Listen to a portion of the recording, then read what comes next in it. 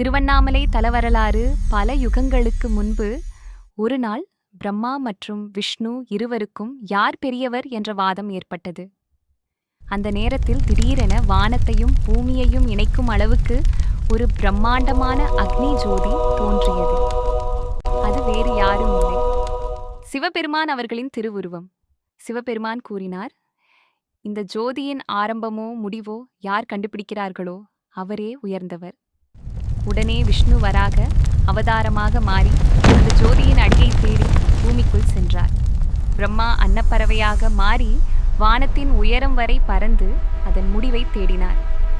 ஆண்டுகள் கடந்தும் இருவராலும் அந்த ஜோதியின் எல்லையை காண முடியவில்லை. இறுதியில் விஷ்ணு உண்மையை ஒப்புக்கொண்டார்.